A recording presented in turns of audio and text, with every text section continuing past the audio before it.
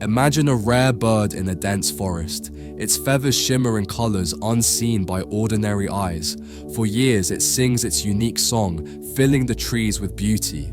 But slowly, the bird notices something. The forest no longer listens.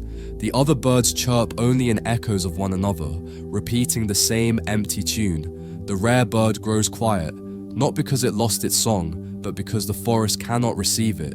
So it withdraws into the hidden canopy, carrying its music within. This is what happens to spiritually awake people in today's world. They are not gone, but they are withdrawing. Carl Jung taught us that individuation, the path of becoming one's true self, often demands stepping away from the collective. The collective thrives on sameness, on noise, on keeping everyone distracted and entertained. But the spiritually awake see through the masks. They recognize the shallow games, the endless chase for validation, and the empty promises of modern life. Once you see that, it's impossible to return to blind participation. They begin to disappear. Not in death, not in despair, but in silence. They walk away from crowds addicted to chaos, choosing instead the path of stillness. Like that rare bird, their song continues, but it is now sung in solitude, for their own soul, not for the approval of the forest. Think of a mountain stream. At its source, high in the peaks, the water is crystal clear, pure, untouched. But as it flows down into the valley, it becomes crowded, muddied, polluted by everything it touches. The spiritually awake are like travelers who choose to climb back toward the source, away from the valley's chaos. To those below, it looks as if they've vanished, but in truth, they've gone to where the water runs pure. Jung warned us of the danger of losing ourselves in the collective. When society demands conformity at the expense of the soul, stepping back is not weakness, it's survival. Spiritually awake people disappear because they refuse to be consumed by illusions. They retreat not out of bitterness, but out of reverence for what is real, for what cannot be bought or shouted into existence. But here's the paradox. These are the very people society needs the most. Their silence, their withdrawal, is both a tragedy and a sign. It tells us that our culture has grown so noisy, so artificial, that those who can see deeply no longer wish to participate. So let me ask you, have you felt it? That quiet tug to step back, to disappear from the noise, to protect the purity of your inner stream. Have you ever gone silent, not because you had nothing to say, but because no one was truly listening? Share your story in the comments. Because every voice that admits, yes, I felt this too, helps another awakened soul realize they are not alone. Sometimes disappearing is not defeat, it is the first step toward truth. There's a mass exodus happening that nobody's talking about. The most conscious, awake, and psychologically developed people are quietly withdrawing from society. Not angrily, not dramatically. They're just disappearing, going off-grid, leaving social media, abandoning careers, ending relationships, choosing solitude over society. Carl Jung predicted this. He called it the necessary withdrawal. When someone becomes so psychologically conscious that participating in collective unconsciousness becomes physically painful, not metaphorically painful, actually somatically, psychologically painful. I'm about to explain why Jung believed this disappearance isn't just inevitable for awakening people, it's essential. Why? The more conscious you become, the less you can tolerate normal society. And why this isn't spiritual bypassing or escapism, it's the psyche's survival mechanism when surrounded by mass unconsciousness. If you've been feeling the pull to withdraw, to disappear, to leave it all behind, Jung would say you're not antisocial. You're becoming too conscious for the collective container. Here's what Jung understood that explains everything. Society runs on collective unconsciousness, shared delusions, mass projections, agreed upon shadows. These aren't bugs in the system, they are the system, and it only works if everyone participates unconsciously.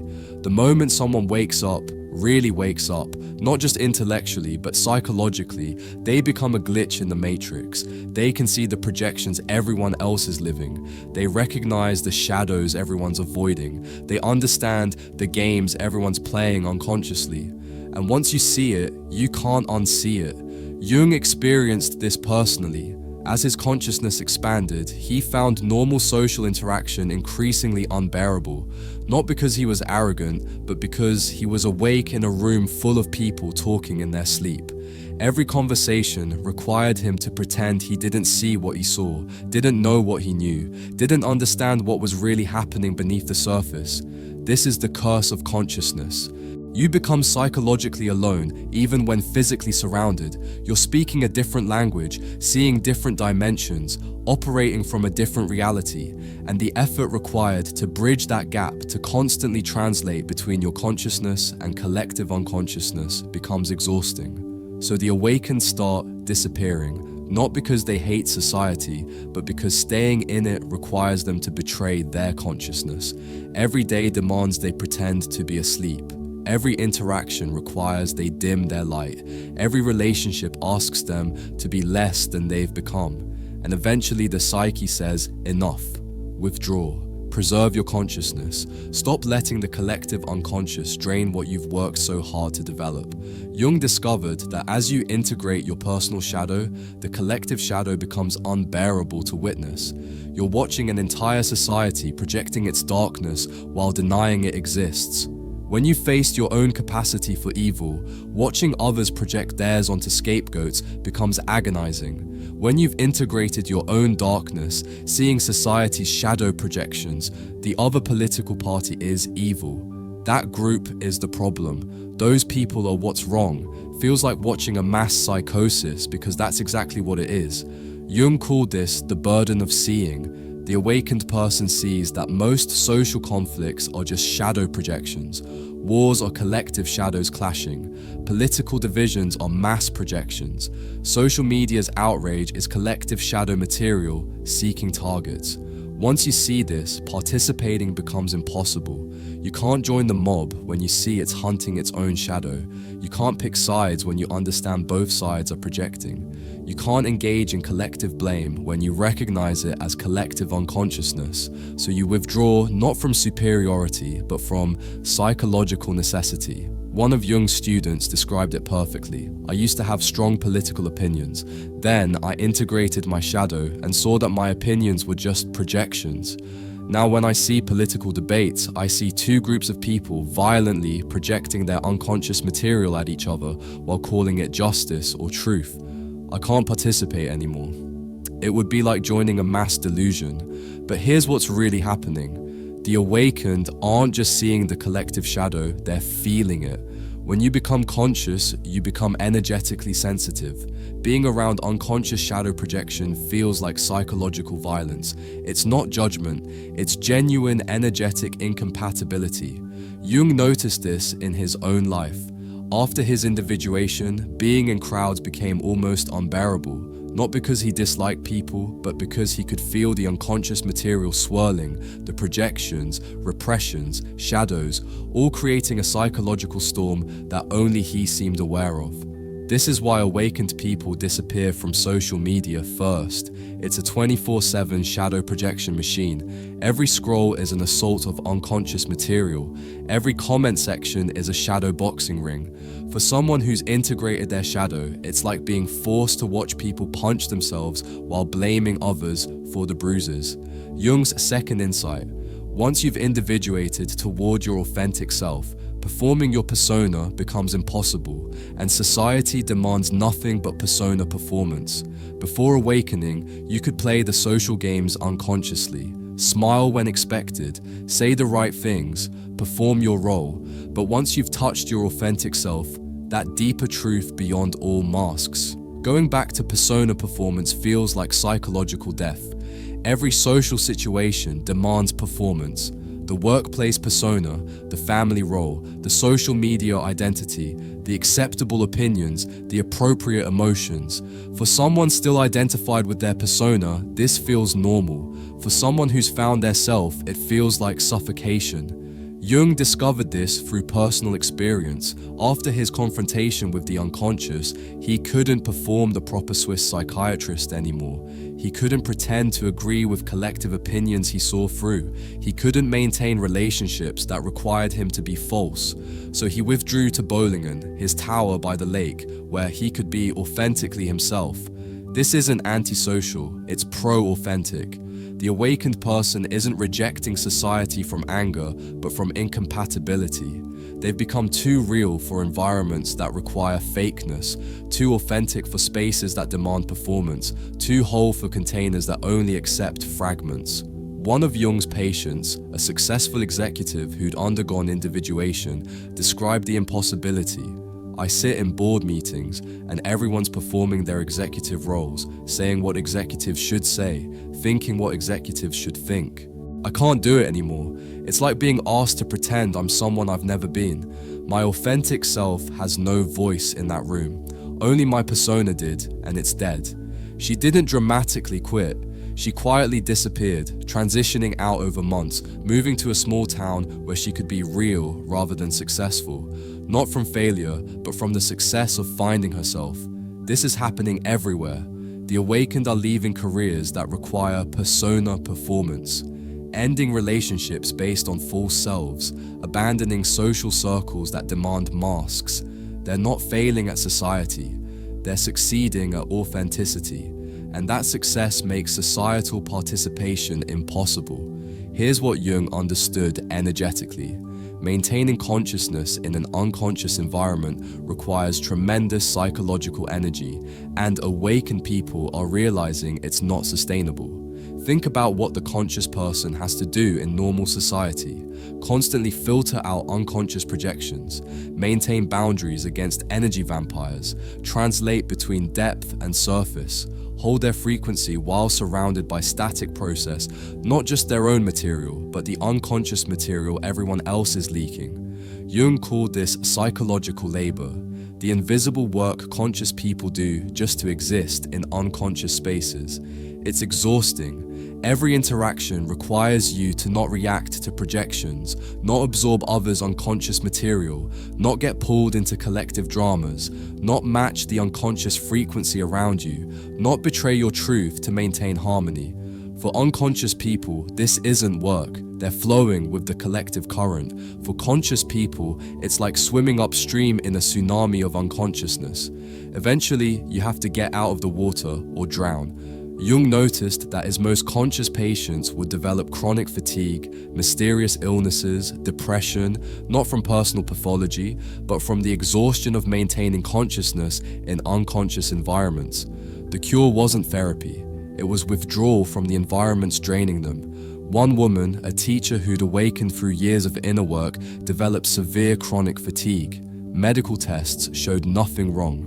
Through analysis with Jung, she realized she was expending massive energy maintaining her consciousness while surrounded by unconscious colleagues and students all day. She wasn't sick. She was energetically depleted when she left teaching and moved to a cabin in nature. Her energy returned within weeks, not from rest, but from no longer having to maintain consciousness against the constant pressure of collective unconsciousness. This is why awakened people disappear to nature, to solitude, to small conscious communities, not to escape responsibility, but to preserve the consciousness they have worked so hard to develop.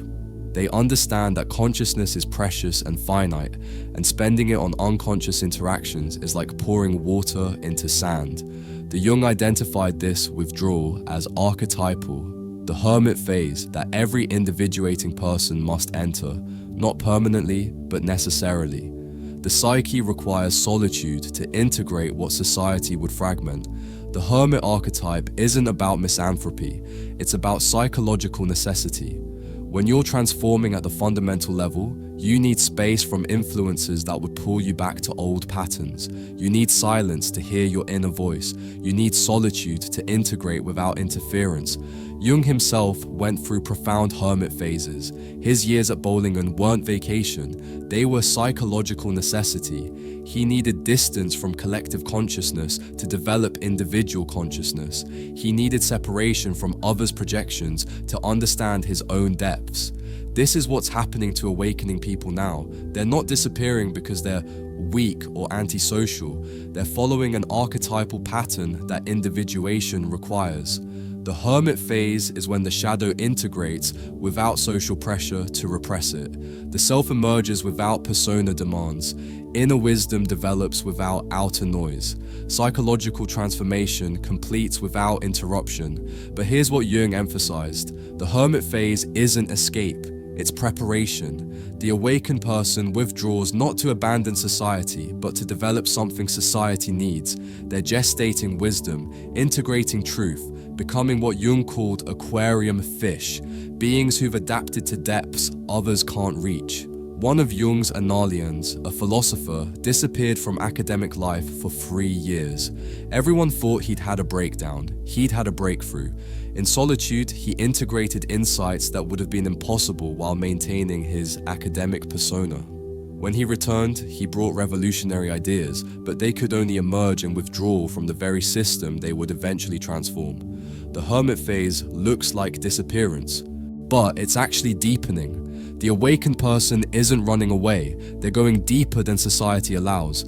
They're doing the work that can only be done in solitude, developing the consciousness that might eventually help the collective, but only after it's fully formed. Jung's final insight offers hope. The disappeared don't stay gone forever, but when they return differently. Not to participate in unconsciousness, but to offer consciousness to those ready to receive it. The awakened who disappear, following the hero's journey, withdrawal, transformation, return with gifts. But the return isn't to normal society. It's to the margins, the edges, the spaces where consciousness can exist without compromise. They become what Jung called border dwellers, present but not participating, available but not absorbed. They might return as artists creating from authentic depths, healers working with individuals ready to awaken, teachers sharing with small groups of seekers, writers offering maps for other disappearing souls, guides for those beginning their withdrawal. But they never return to the mainstream. They can't. Once you've individuated, you can't de-individuate. Once you become conscious, you can't pretend unconsciousness. Once you've found yourself, you can't live from persona. Jung observed this pattern repeatedly. His patients who fully individuated rarely returned to their previous lives. They created new ones, simpler, quieter, more authentic. They found ways to contribute without sacrificing consciousness. They learned to give without being consumed. One patient, a therapist who disappeared for 2 years, returned not to traditional practice, but to working with a small group of individuals going through spiritual emergency. She couldn't do general therapy anymore, only work with those experiencing what she'd experienced. Her practice was tiny but profound. She was invisible to mainstream society, but a lifeline to those awakening. This is the model.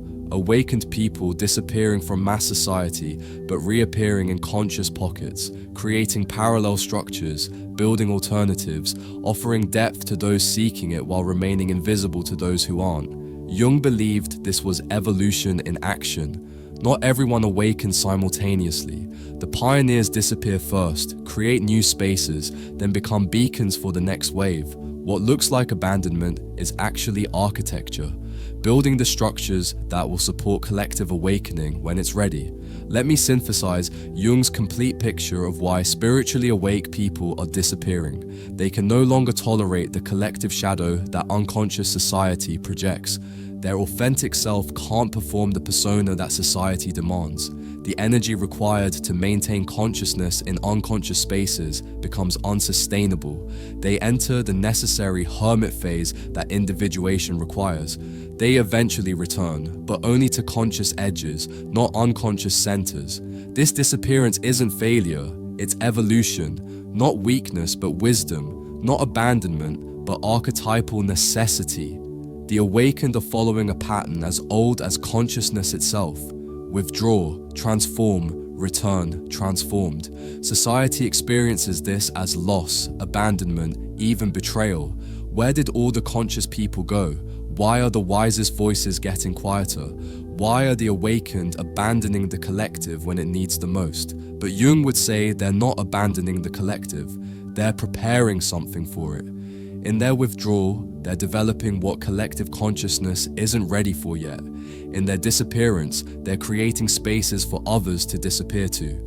In their silence, they're gestating words the collective can't yet hear. If you're feeling the pull to disappear, Jung would want you to know this isn't spiritual bypassing or escapism, it's psychological necessity. Your consciousness has developed to a point where participating in collective unconsciousness is no longer possible without betraying yourself. The withdrawal you're feeling isn't antisocial, it's archetypal. You're not abandoning society, you're following the hermit's path that every individuating person must walk. You're not weak for being unable to tolerate unconsciousness. You're conscious, and consciousness requires different conditions than sleep. Let yourself disappear, not forever, but for now. Find your bowling in on, whether it's physical solitude or psychological distance. Stop expending your consciousness on unconscious interactions. Stop performing for audiences that can't see you. Stop translating your depth into surface terms. Your disappearance isn't selfish, it's necessary. The collective needs people who fully individuated more than it needs people who partially participate. It needs depth more than surface, authenticity more than performance, consciousness more than conformity. And when you return, if you return, you'll return with gifts that could only be developed in disappearance. You'll offer what couldn't be offered while maintaining false belonging. You'll speak truths that couldn't be spoken while performing acceptance. The spiritually awake are disappearing because that's what awakening requires. Not permanently, but necessarily. Not from hatred, but from love. Love of truth, consciousness, authenticity. Love that says, I must become whole, even if that means being alone. Jung would say, disappear consciously. Withdraw with purpose. Use your hermit phase for integration, not isolation. And remember, your disappearance is preparing something. You're not leaving the collective. You're pioneering where it will eventually need to go. If you're disappearing or feeling the pull to withdraw, subscribe to this channel where I explore Jung's insights for those walking the individuation path. Watch the video on your screen now about the hermit archetype and how to use withdrawal for transformation, not escape. Remember, your disappearance isn't abandonment, it's evolution, and the collective needs evolved individuals more than it needs conforming participants.